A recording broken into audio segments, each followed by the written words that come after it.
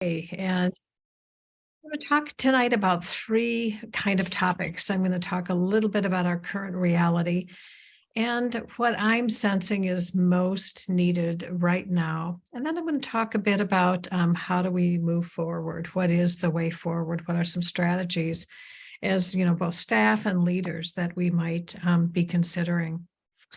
So I want to start out by sharing with you this op-ed that appeared in December of 2021, and this was written by a resident, Dr. Jillian Horton, and the title was Hand a Burned Out Healthcare Worker a Baked Good, and Muffin Rage May Follow. And what she described is walking into the atrium of the hospital where she worked. And she said it was a beautiful atrium with, floor to ceiling glass. And there was a table in the front entry with a sign that it was Residence Day, celebrating residents. And there on the table were some cellophane covered muffins. And she said when she went out and touched that muffin, she felt almost an uncontrollable rage. And she said, if that had been a rock, I would have thrown it through a window. And so what she wrote is that in this editorial was, I was so angry because I didn't need a muffin. I needed a year's worth of good sleep. I needed time to see my family a mere 1,000 miles away. I needed a vacation. I was so burnt out and depressed that I should have been seeing a psychiatrist. I was deep, deep inside a black hole. And instead of a rope and flashlight, somebody had offered me a muffin. And I think we all know many, many colleagues that work with us that feel this same way. And then she went on to write, let me see if all of a sudden this is like, no, there we go. That muffin rage is what we feel when there's a vast chasm between our actual needs and what another person or institution thinks that we need. It might happen when we're doing a difficult task in untenable conditions without acknowledgement, and that can cause us to carry around tightly controlled anger, resentment, and despair. Muffin rage also occurs when another party makes an offer that is so inadequate relative to our actual needs that it jolts us into a state of seemingly disproportionate rage. So can any of you identify with this description? Have you been there yourself? Have you been with colleagues that feel that way? So I'm going to spend very little time on the current reality because you know it all too well. It's a time of such enormous turbulence and uncertainty. And the reality is that we were experiencing turbulence and uncertainty long before the pandemic. So the issues of stress and burnout and exit from the profession are not necessarily new issues. What is truly unprecedented, even though people get tired of hearing that word unprecedented, is that we've experienced the global COVID-19 pandemic in serial waves. And so while we're in a different phase now, it's not that it's gone. There's growing consciousness of systemic racism in our country and in our state with the murder of George Floyd. That, became even a more prominent issue. There's deeply divisive politics, both in the United States and abroad, and we have a healthcare workforce that has endured even more stress and trauma. So to describe these times as unprecedented is no exaggeration. And I only have one slide to talk about the impact of stress and burnout, because you know this all too well. This was a graphic that was in a Mayo Clinic Proceedings article. But I think what's important for us to highlight as nurses and as leaders is that burnout not only affects us personally in terms of broken relationships, alcohol and substance abuse, depression, even suicide, it also has a big impact on patient care, decreasing the quality of care, increasing errors, decreasing patient satisfaction, decreasing our productivity, and resulting in a turnover of health professions. So when you think about this time, and I invite you to think about this in terms of the context of your own life, all of us have experienced personal losses. And some of those losses have been small and inconsequential. Remember early in the pandemic, we were annoyed because we couldn't buy things like paper towels and toilet paper, and the shelves were empty. But those were losses, but small. We've also experienced massive and life-altering losses. Might be loss of job, maybe, in the circles around us, loss of life. And those losses have accumulated over time. And there's a lot of emotions that are associated with loss: grief, anxiety, depression, stress, spiritual crisis, suffering, isolation, and loneliness. So, from a trauma perspective, this is actually a really big deal. So, we've experienced cumulative losses. So, as you sort of think back to when the pandemic started up until now, and those cumulative losses really deeply impact us in all ways. They impact our body, they impact our mind, and they impact our spirit. But there's another phenomena as well, and that is collective loss. Because literally everybody on the planet is also experiencing their own losses. And so just like we know as nurses, there's a phenomena of secondary trauma. Well, we don't experience trauma, but we witness trauma. What an unusual time it is to be on this planet with not only our personal losses, but the collective losses. So while each of our experiences are universal and unique and deeply personal, even though they're collective, none of our experiences during this time have been the same. So as I said, pre-pandemic, we already had a crisis with the compromise of the well-being of the healthcare workforce. But what happened during the pandemic was not entirely negative. Lots of other emotions were activated: deep feelings of compassion, hope, connectivity, and intimacy. And we know while there's the potential, while there's a reality of loss, like post-traumatic stress, there's also the potential of growth. I'm not going to talk a lot about post-traumatic growth, but it truly is a phenomena. So what are some of the things that we need now that make sense to pay attention to? And I could divide this by saying that it's urgent that we look at both addressing system issues and supporting personal well-being. Either one is not enough. And in some organizations where I've seen people focus only on supporting personal well-being and not addressing system issues, there often is a backlash. That staff, in fact, feel more angry. And the National Academy of Medicine, and they just came out with a new report within the last 2 weeks, a national plan for dealing with the well-being of the workforce. They talk about the importance of both the system as well as the personal. Okay. So during the pandemic, you might have seen an article that Tate Shannonfeld wrote about the voices of healthcare workers. And he did a series of interviews and focus groups, and he talked about 5 themes that emerged, that people were saying: hear me, protect me, prepare me, support me, and care for me. In the Creative Nursing Journal, it was probably now about a year ago, I published a paper building on these themes and reflecting on the voices of nurses and their lived experience during the pandemic. So one of the things that I think people really need now at this stage that we're in is people need to know that they matter and that what they do matters. And Kathy and I talked about this when she invited me to be with you tonight and speak on this topic. And we were talking about the fact that there actually is a whole body of literature on organizational mattering, and it actually goes back almost 30 years. And there really is strong evidence that if you feel that you matter and that what you do matters, that truly helps you get through incredibly challenging and difficult times.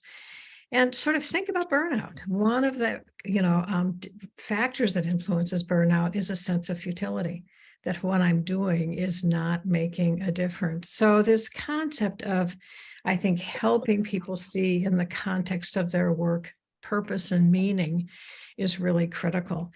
So many papers have been published on this topic. This is one that came out in 2021. Mattering is an indicator of organizational health and employee success. And in this article, they talk about the leader's role is really critical. And so what's really important for anybody working in an organization is to feel relative to their leader, or relative to the people they're working with, is that they're noticed, that they're cared about, that they're dependent upon, that they would be missed if they were not here, that they were appreciated, that their leader is interested in what they say and do, and that their leader is invested in their success.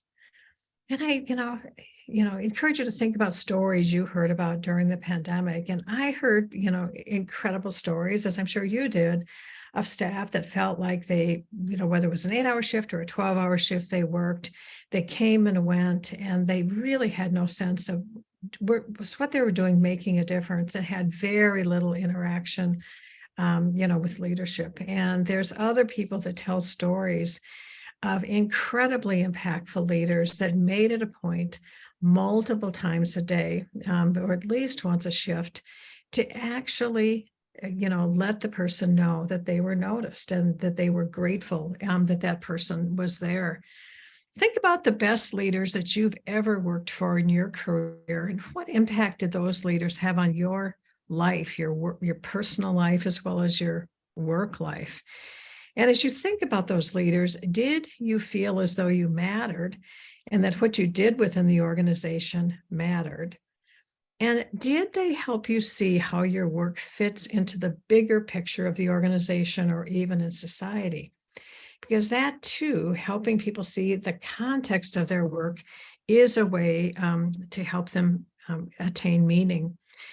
So there's so many books out on burnout, but this is an interesting one written by two sisters, Emily Nagasaki and Amelia.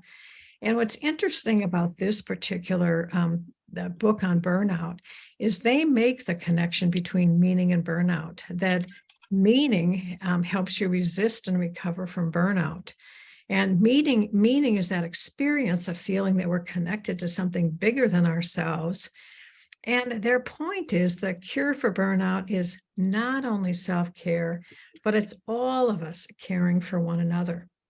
And so I think this is just another really important point that, I want to drive home tonight. It's not only what the leader does, but it's how we care for each other and treat each other as colleagues. And, I really admire that even the beginning of this meeting, you spent a half an hour just connecting and telling stories and sort of talking about, little details of your life. And that's a way of showing caring.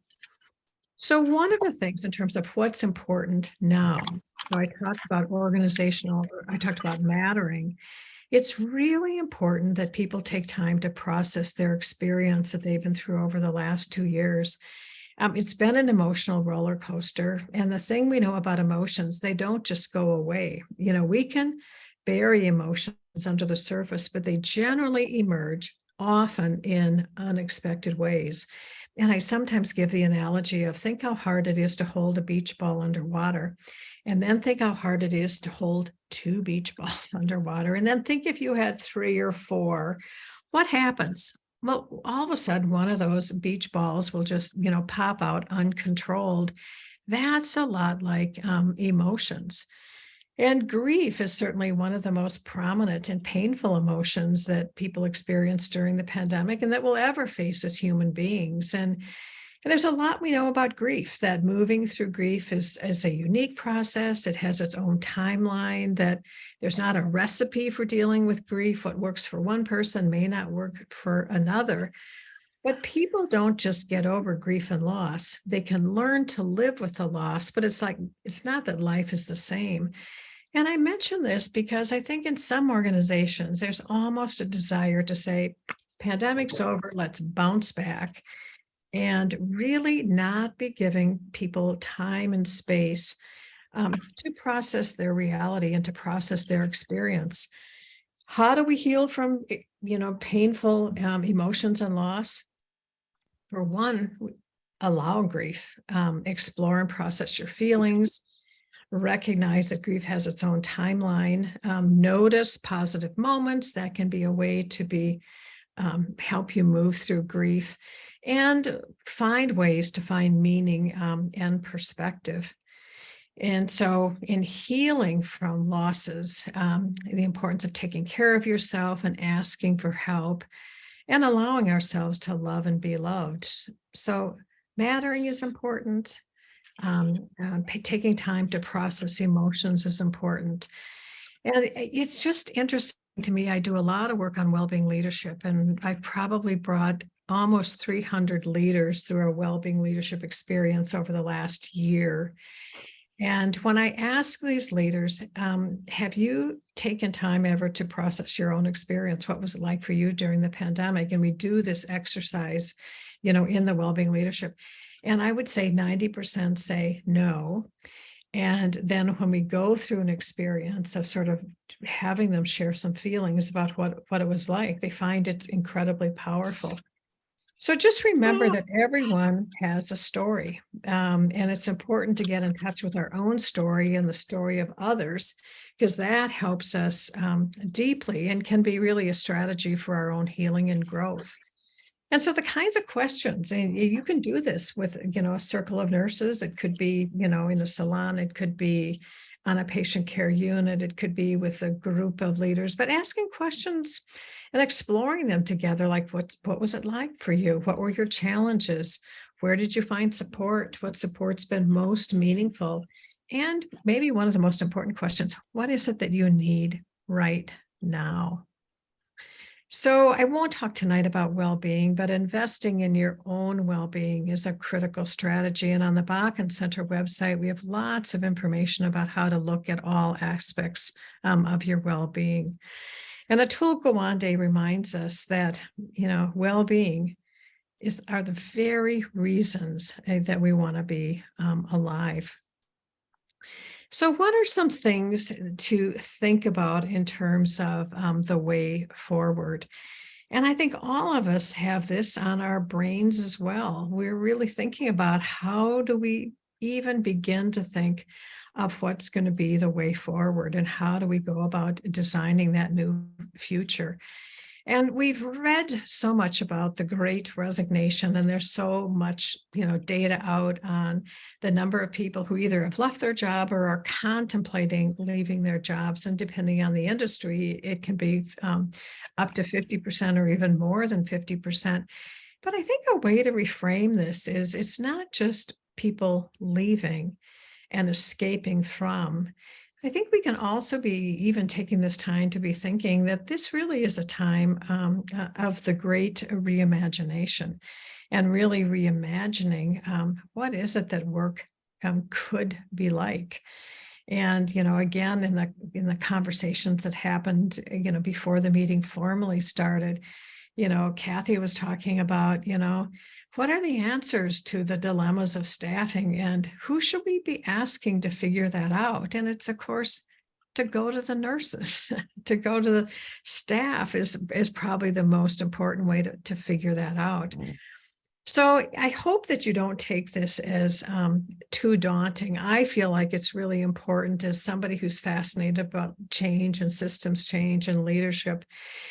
What is anticipated in terms of change moving forward? And this new paper from Harvard Business Review came out. And it's really interesting. It's the title of it was "What It Takes to Lead Through an Era of Exponential Change." And this paper talks about the reality of change is that it's going to be 3D change. Change is going to be perpetual, occurring all the time in an ongoing way. It's going to be pervasive, unfolding in multiple areas of life all at once. And it's going to be exponential, accelerating at an increasing rate. That is the reality that we're living in. So anybody that is hoping, whether in personal life or work life, let's just go back to the way it was, that's not a reality. I mean, those systems are and need to be crumbling so that, new possibilities can emerge. So the reality of change in this way is that we need to change the way we think, and from thinking linearly and locally to thinking more on scale, exponentially, and thinking systematically. And so in this paper, they talk about leadership pillars. And so what's really important from a leadership perspective, we need leaders who have humility, authenticity, and openness, because that is what instills trust and psychological safety. We need trust and psychological safety because that's going to be the only way to empower individuals and teams.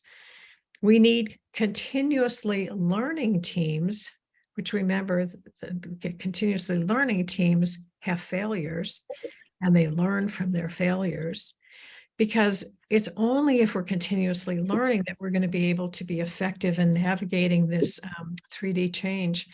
And all of this really requires a shared purpose and values. And that is what will enhance our focus, our cohesion, and our resilience.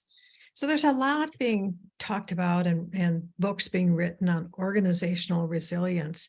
And I think this gives you some clues in terms of what are the steps towards building a resilient organization. So the roadmap ahead, from a leadership perspective, is to really be investing in leadership development, empowering teams, and making sure that there is an alignment of vision, priorities, goals, and resources. When I think of leadership and I think of competencies of leaders, these 6 competencies, I think, are competencies that are so critical. And this comes from some of the work that we do on whole systems healing and whole systems leadership. Probably one of the most important qualities of leaders is the capacity to deeply listen, to be aware of systems, and sort of everything happens in the context of a system. And so to be able to see beyond their unit or their clinic or their program or beyond an incident, to be, awareness of the bigger picture, awareness of self. So many books have been written about the most important quality of leader being self-awareness, because if you aren't aware of yourself, it can be so destructive in terms of leadership behaviors. The 4th competency is seeking diverse perspectives. And this was not always the case. I mean, it used to be that leaders would think, get people in the room that think like I do. It'll make it a whole lot easier. And so this whole notion of inviting in disruptors, it's a kind of a radical idea, but truly it's the only way to get the best ideas on the table. The 5th competency is suspending certainty and embracing uncertainty. That is really hard for a leader to do. The old style of the leader was to be the one in charge and to know the answer. And now I think we're recognizing that we need leaders who are not certain, who are humble, and as Brene Brown writes so much about, who can embrace vulnerability, and recognizing that vulnerability can be a strength. It's not a weakness. So very different notion of leadership. And then finally have the competency to take adaptive action. And that's really recognizing that we don't just solve problems once. It's very iterative, that we go back and we take action, and then we continue to deeply listen, and we go through this cycle. So these competencies are critical. So where do we begin? If that's the way forward that I've put out for you, there's no more important place to begin than with deeply listening. And, Kathy was saying when she was a patient, the last few weeks, and as being in a hospital, she had a lot of opportunity to really be deeply listening, to the experiences of the caregivers around her. Jill Horton in that editorial wrote, "We'd all fare better if we went a little deeper than baked goods and simply asked, what do you really need? And then if we actually listened." I'm sure others of you had this experience during the pandemic, that you saw well-intentioned people that were very distant from staff, gathering in a room and thinking up ways they thought of things that might support the staff with ever actually asking, would this be helpful? Is this what you need? Would this be, helpful now? And then, we're surprised and sometimes disappointed when their efforts were, unappreciated and maybe even unrecognized. So deeply listening is really the beginning of a practice, which is called design thinking. And if you haven't read much about design thinking, I just think it's one of the most important practices and skills to have as a nurse and to have as a leader. Jim Brown wrote this book in 2009 called A Change by Design. And while this work came out of the design world, now design thinking is applied to every single, discipline, profession, industry. And it's based on the simple yet very radical idea that the people who face the problem every day are the ones who most likely hold the keys to the answer. So instead of being well-intentioned and trying to cook up solutions that we think are addressing problems, we first of all have to make sure we really understand the problem and then work with people, to discover the answer. Marie, before you got on and Kathy was talking about staffing and what she was describing as, as thinking might work in terms of how do we work our way out of the staffing crisis. I said, sounds a lot like Marie in primary nursing when, back in, sort of station 32, when you had that experience working with staff. So I'm trying to kind of advance my next slide here. This is so weird how it's kind of like just freezing. Okay, there we go. So design thinking, has a few steps. The first step is deeply understanding the people you're wanting to serve, then dreaming up many ideas with them, and then making sure that you're creating innovative solutions that are actually rooted in people's needs. So that's the essence of design thinking, really. And sometimes this is called human-centered design or empathetic kind of design, but it's really understanding the people you're wanting to serve, going through iterative brainstorming, thinking up many ideas, but then creating solutions that are rooted in actual needs. Another way to apply a design thinking lens, and I use this model a lot when I teach, is first really do the desirability where you deeply listen, and then look at what's feasible in the organization. And, what's feasible, functionally feasible in terms of, whether it's staffing or resources or systems, and then viability. So if you have a new idea, how do you make sure that that can be sustained over time? So that's what the practice of design thinking is. So what do I think should be on the table? So as we think of this brave new way forward, my suggestion is that everything be on the table to be looking at. There's a lot of research out, and we have to make sure if we're solution oriented, that we understand the drivers of stress and burnout, what contributes to employee engagement, factors that contribute to personal and organizational well-being. We need to understand the literature related to mattering, understand characteristics of effective leaders, many of those characteristics I've talked about tonight. And we also need to understand system change and organizational system change strategy. And it was so interesting. I was talking to a leader this week who said to me, we have to actually recognize that there's a lot of organizations we're working in that are in decline. And in terms of like the organizational cycle in life, if you were kind of picturing kind of a curve like that, and at the same time, organizations are dying, new organizations are being born, and we have to be thinking of how do we provide hospice care to those that are in the organizations that are dying, because that is part of how we get through these difficult times. So I really feel like it's important to have a deep commitment to creating a culture of well-being, and a culture of well-being goes so much beyond superficial offering programs and services. So this isn't about, offering yoga during lunch. Not that yoga's not effective, not that it isn't effective, because it is, and yoga might be helpful, but creating a culture of well-being really requires that we look at everything in the organization in terms of systems, resources, and critically, the behaviors of leadership. And when you look at leadership and organization from a system standpoint, there needs to be shared accountability. Over the last 2 years, there's been a lot of debate. Should every organization have a chief well-being officer?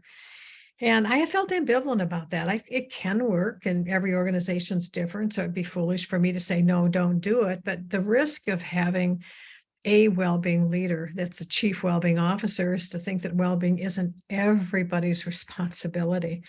And so the importance of shared accountability is really important. And, the leadership that matters the most is local leadership. And so really finding out, how we support local leaders is so critical. From a policy perspective, we really need to look at policies and practices that align versus conflict with professional commitment to patient care and ability to do work. And there are some organizations that have had initiatives like get rid of stupid stuff. And there's a lot of stupid stuff we have in organizations, and there's a lot of stupid stuff that we hold on to in nursing. And, if we say we're going to put everything on the table, we have to put everything on the table, and we need to eliminate policies that are not relevant. Christine Sinsky from the National Academy of Medicine writes, we need to eliminate policies that are not relevant and create wide guide rails and thin rule books. I'll tell you, just a quick story about Earl Bakken. Some of you know Earl Bakken was the co-founder of Medtronic. And so he created the world's first pacemaker. And that's who the Earl Bakken Center for Spirituality and Healing is named after. And so he was a dear friend and mentor for me for, over 20 years. And Earl would tell the story that, he really, when he created Medtronic, he wanted everybody who was creating the device or selling the device, or every leader, to feel real close to the person that was going to be receiving that device. But at some point, he just got so discouraged by the bureaucracy in his own company that, if you can picture this, at a company retreat where they had the very top leaders of the organization gathered at one of those wonderful Minnesota retreat lodges, there was a fire roaring in the room, and Earl came walking into the room, dragging like a ball and chain Medtronic's policy book, and he threw it in the fire.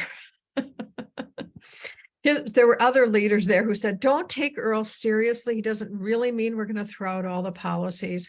But I encourage you to actually really give this one some thought in terms of, looking at policies that may not be relevant. From a work environment, everything needs to be looked at: staffing, scheduling, minimizing administrative tasks, re-engineering workflows, empowering teamwork, and a culture of innovation. And I think what's really important is care model innovation. I was talking to Dean Connie Delaney last week, and she was telling me about a wonderful person who presented at the Academy. And I wasn't at the Academy of Nursing meeting last week, but it was an economist who said, we actually have to have radical thinking in nursing. We have to throw out the care models that we've had. And, nurses are way too controlled by the institutions in which they're employed. And I told Connie about one of my favorite articles. Was published in 1980 by David Wagner. I'm sure, Marie, I've told you about this article, The Proletarianization of Nursing. And what this talks about is that nurses prior to the World War II were independent agents who contracted for their services. And it was only when nurses became employed by hospitals that they really lost so much of their professional autonomy. Well, there was a lot of resonance actually that article and the speaker that, Connie was talking about. So when I talk about care model innovation, this isn't just tinkering. I mean, I really think this is the time to be thinking, what's nurses' social contract, and how can that be played out? So I want to, end my part of the presentation tonight, and I wanted to leave plenty of time for conversation and questions. And I know you have a sharp stop at 8 o'clock, so I wanted to make sure that I didn't go beyond that. But I do want to share some resources. I mentioned already the National Academy of Medicine. The Bakken Center has lots of resources on both personal well-being and as well as on leadership development and systems change. We do a ton of free webinars. This Thursday, oh my gosh, we have an amazing speaker, Dr. Monica Sharma, who wrote the book on radical transformational change. She's used to work for the United Nations, and we actually have almost every couple of weeks amazing people that give webinars, and very often, if they give us permission, we record those and they're on the center's website. So think about tapping into our webinars. We do a lot of mindfulness programming. And to provide access to our programs, our webinars are free. And some of our programming that used to be quite expensive, we have pay-as-you-can pricing. And so even for programs like mindfulness-based stress reduction, we have a suggested price, which is our cost for offering the program. If you can pay more and subsidize somebody else, pay a little more. And if you actually can't pay anything at all, you can still register. And I have to say, after doing this throughout the pandemic, we're breaking, we're close to breaking even. We subsidized a little bit, but we feel like that is a step we can take in terms of really trying to provide accessibility. We also offer a free Mindful Mondays, and it's from noon to 1. You don't have to, prepare anything. It's a time to refresh and recharge yourself with an informal hour of meditation and live movement. And it's so heartwarming. I read notes that come every week from people who have maybe attended Mindful Mondays throughout the entire pandemic. And they've been alone and isolated in their homes. And people come from all around the world. So one of the things that's happened to us during the pandemic is programs we used to offer in person that we would get 300 or 30 people in the meditation space. Now we might get 300, we might get 1,000, we might get 1,500. So as we offer programming, it's much more accessible. We have a website, Taking Charge of Your Health and Wellbeing, free. We're not selling anything on that website. And we get 250,000 unique visitors on that site every month from around the world. And so there are many organizations that actually have adopted this well-being model, and are building it even into sometimes employee health and well-being. And so if you haven't had a chance to get on the website, do take a look. And then I think one of the last resources I want to mention is this You Do Matter campaign that we did, and it's still live and it's still available.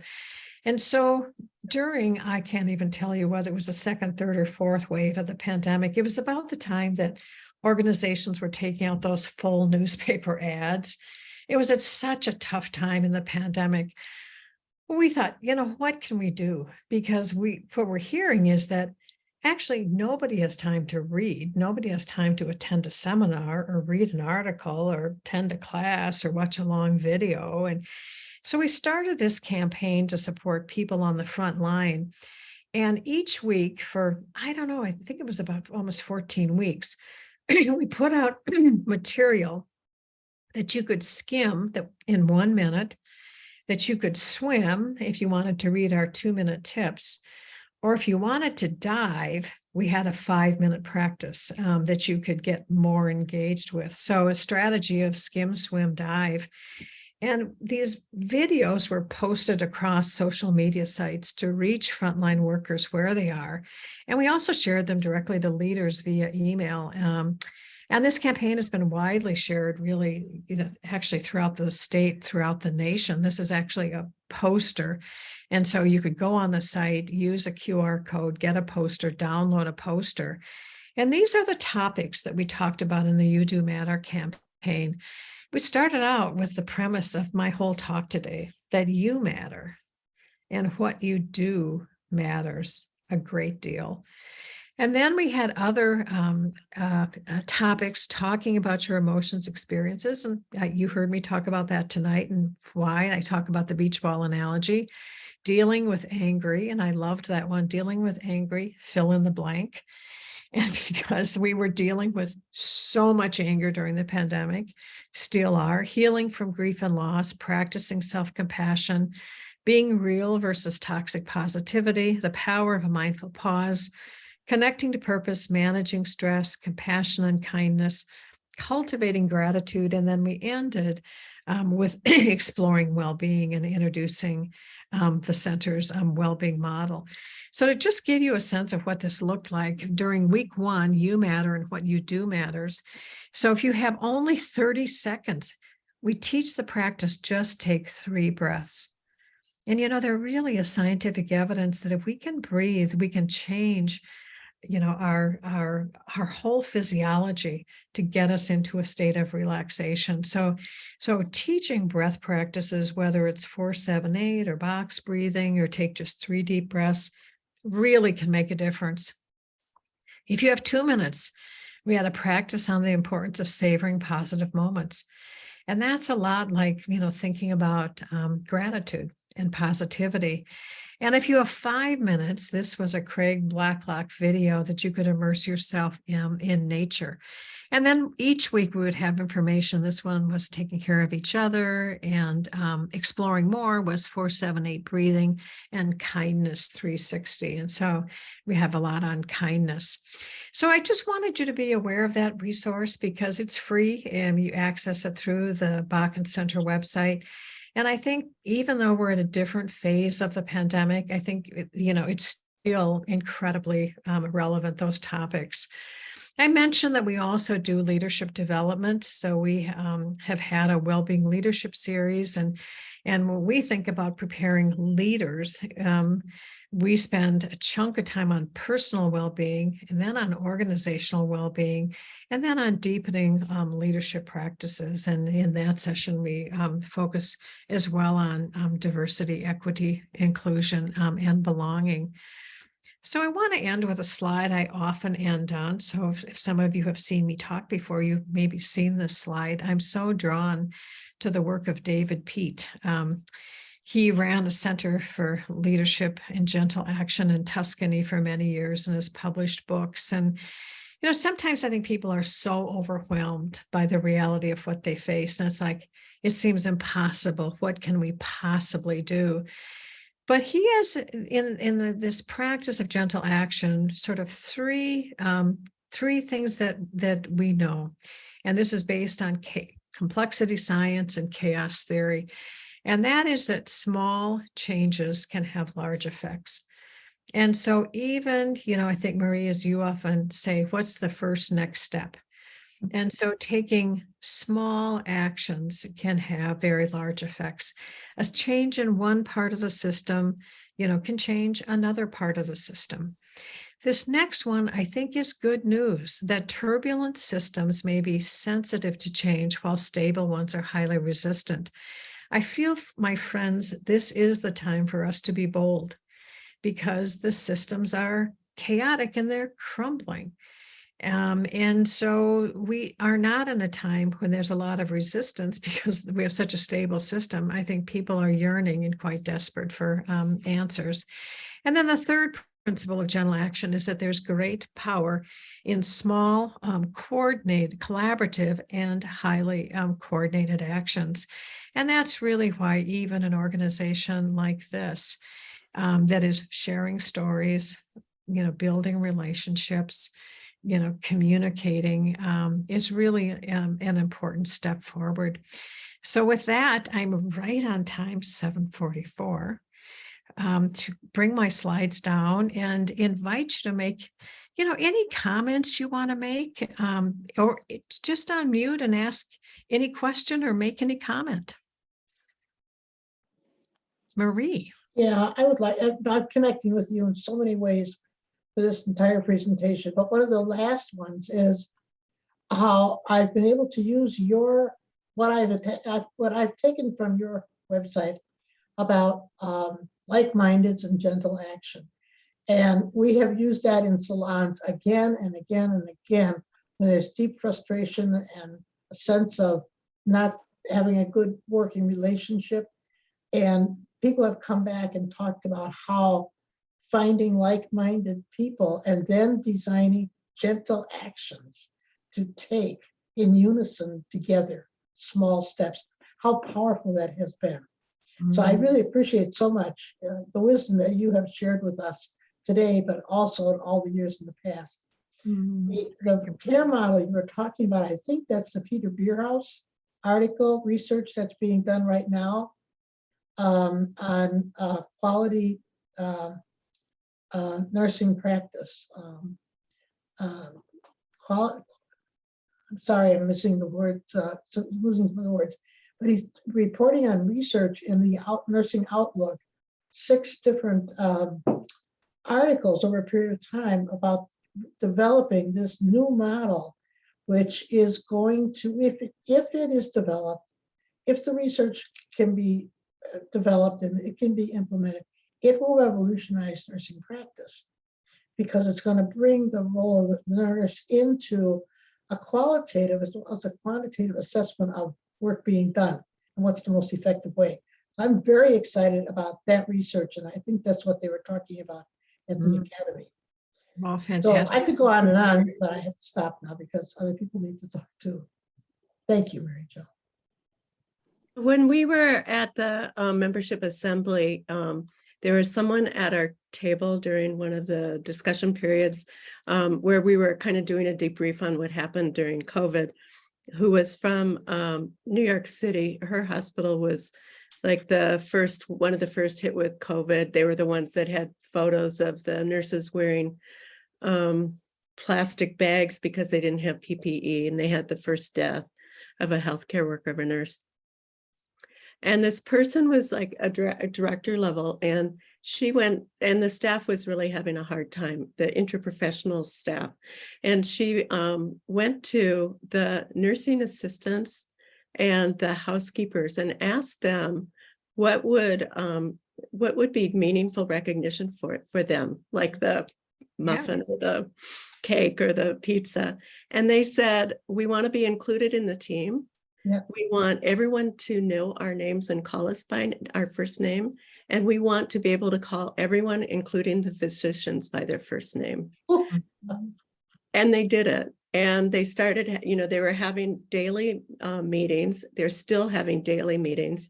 And what it's turned out to do is that each team has a lead. And I think of this with the talk about leadership tonight. Each team has a leader, and some of those leaders are housekeepers. See, fantastic. So when you think about team and internet, yeah, leadership is not just a role, it's a function. Right. So you can have leaders in every layer within an organization. So Kathy, that's phenomenal story. Yeah.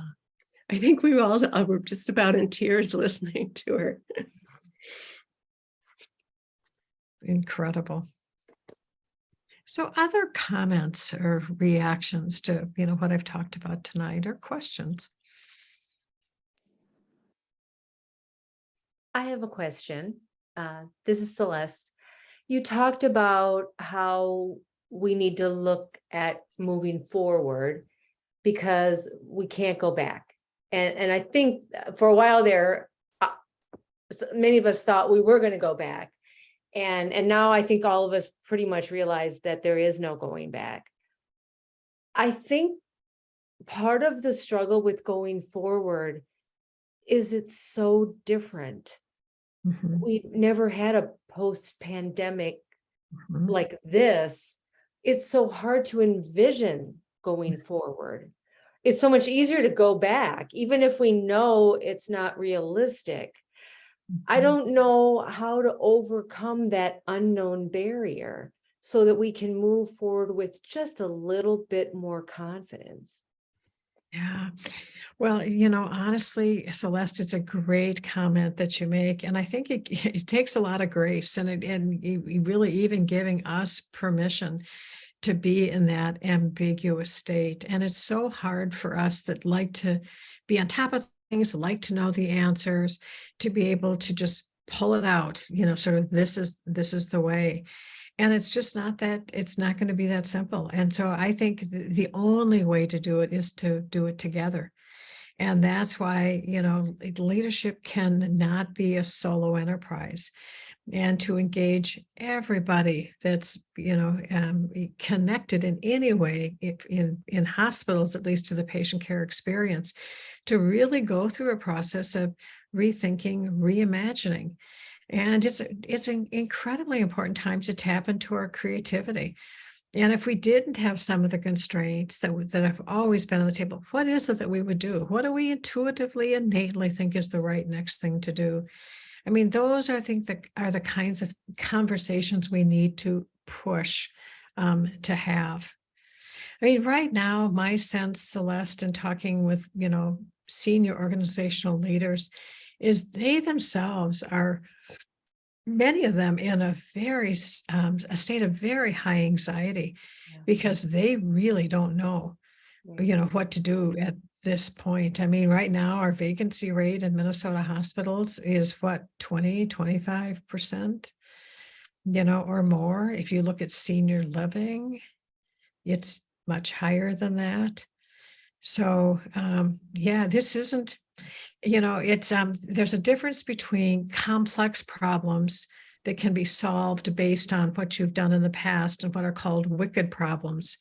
And these are wicked problems, which means the solutions may not even exist right now. Yeah. And that's challenging. We have to be coming up with the solutions. I think that's really true, Mary Jo. And what you said, though, I think is a pathway if we follow it. What you said was that the people doing the work are the best qualified people to figure out how to do it better or how it should change. And if those of us in leadership positions can create that opportunity for people doing the work to engage in a thoughtful process about how to improve it, and then stay out of their way and not feel like we have to control it. Mhm. I really think that's where the greatest hope for designing a future that can be implemented and makes sense. Yeah. The people doing the work are the best qualified people to decide how to do it better. Yeah.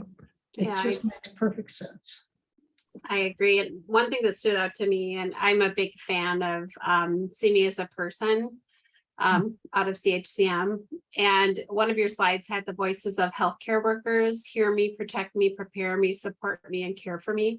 And it's you can really apply the See Me as a Person principles to that, attunement, we are people caring for people, Yeah, and we have the same needs as the patients that we care for. And I thought, that it really struck me in that way. So I just wanted to call that out. Thank you, Heidi. And that is a gorgeous book that the two authors, Mary Kolarudis and who was her co-author, Maria, wrote that book. It's a fantastic book. Her husband, it was Michael husband, Trout, I think. Michael. Yeah. Yeah. Michael, yeah, Yeah. Michael Trout. Well, anything else that people want to just comment on? So one of the things that I'm curious about, and you could actually just write this in the chat, what is it that you're going to do moving forward? I think it'd be fun to hear from each and every one of you. I mean, is there something that you have heard tonight that has inspired you about, as Marie says, what's the first next step? What's something that you can do? What I sometimes say to staff, and staff sometimes I think feel really disempowered in organizations, and they feel like, discouraged. And what I sometimes say is, as you walk out of the room and the first person you encounter, to be embodying kindness.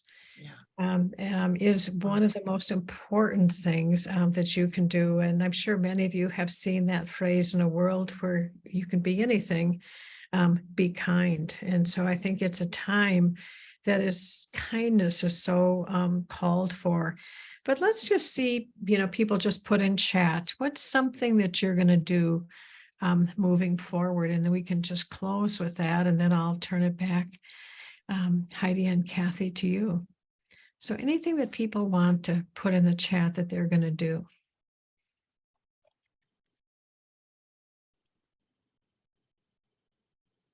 Or to speak up. It's not like class that I'm going to call on people and put you on the spot. This is Mary. I'd like to say something. Sure. We always say once a nurse, always a nurse, but since I've been retired, I keep thinking, well, I can't do anything directly from the patient care perspective, but from an organizational perspective, what can we do? As members of this organization and associated with the ANA. So how can we take some of your wonderful thoughts and ideas and move them to the organizational perspective, and things that we can share with everybody else at that level is something that we need to focus on. So Well, Mary, thank you for that. And I love, what Heidi wrote, that I'm going to share the deep conversation questions with leaders in the organization that I support as a consultant. And that's a real practical step. I think anything I share today in terms of resources, you're welcome to share, but feel free to take those questions and be encouraging people to have those conversations, deeply within their organization. Marshall writes, to accept not knowing the next step and to be open when it comes, to be excited about the next steps with knowing exactly what they are. To check with my niece, a nurse working long hours, and find out how she's doing. Beautiful, Jan. So that's like reaching out, checking in. And Martha says, I'm taking these thoughts and ideas into my ethics writing while preparing for the next revision of the code. Embracing and valuing turbulent times. And Sarah asks, are the slides available? And I will send a PDF to Kathy, and I'm happy to share the slides.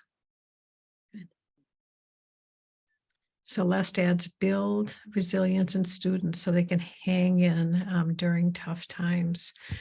Well, with that, I think I'll close my presentation, because I really believe in ending on time, and I'm going to turn it back either Heidi or Kathy to you. Thank you so much. This was well timed, Mary Jo. I took copious notes, and I know I'll be sharing it with the people that I work with. Kathy, can you please share a little bit about how people will be receiving a follow-up for CE credits? I can't remember exactly what people need to do. Well, they need to send me a muffin. and what kind do you want? No chocolate. No, you'll get an evaluation via a Survey Monkey, and once you've completed it, I'll send your certificate of attendance, so you'll get a CE for this. So Thank you. yeah, so thank you so much, Mary Jo. This has just been a wonderful evening, and Thank you. This Yes, is thank really you. speaking to our wonderful. souls. Thank you very much. Absolutely Yes. wonderful. Thank you. Very welcome. Rest well, everybody. Yeah. Thank you. Yes. Good Thank you night. for giving you this opportunity. Yes. Yes.